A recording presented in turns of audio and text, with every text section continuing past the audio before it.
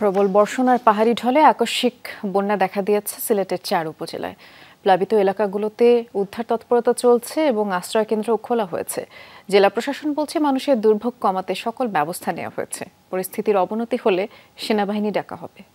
Walton fridge কিনে অনেকের মতো আপনিও হয়ে যেতে পারেন মিলেনিয়াল। সেরা পণ্যের সেরা অফার। জৈন্তাপুর উপজেলা সদরের পাশের এই গ্রামে গভীর রাতেই বাড়িঘরে ঢুকে পড়ে পানি। রাতভর শঙ্কায় কাটলেও সকালে ঝুঁকি নিয়ে উঁচু স্থানে যাওয়ার চেষ্টা ভুক্তভোগীদের। যারা আগে গ্রাম ছেড়েছেন তারা ভুগছেন খাবার সংকটে। সব লয়ে গেছে কি আমরা কাল থেকে উপবাস কোনো সাহায্য পাইছি না। এলাকার মানুষে গিয়ে মানুষকে বাঁচাই আনছে কিছু তো আশ্রয় নাই, খানি নাই। কালকে থেকে গিদার পেটের গিদার মরতাছি ভাই। কালকে সকাল থেকে আমরা পেটে কোনো খানি নাই, প্লাস খুব কষ্টে আছি আমরা। উপজেলা সদর থেকে প্রায় 5 কিলোমিটার দূরের এই গ্রামে উদ্ধার তৎপরতা শুরু হয় সকাল থেকে। নিজেদের শেষ সম্বল নিয়ে উঠে পড়েন অজানার পথে।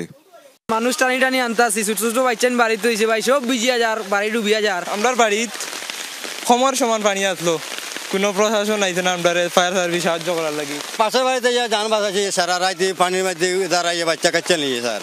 সুরমা নদীর পানি বৃদ্ধি অব্যাহত থাকায় জেলা সদরের সাথে কানাইঘাট উপজেলার যান চলাচল বন্ধ। সদরের বাজারগুলোতেও হাঁটু পানি, কোথাও আবার কোমর সমান।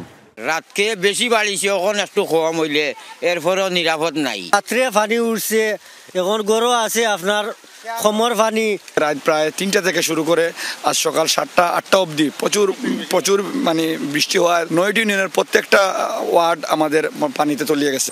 পাহাড়ি ঢলে বন্যা কবলিত হয়ে পড়েছে গোয়াইনঘাট উপজেলা। পানিবন্দী প্রায় 2.5 লাখ মানুষ।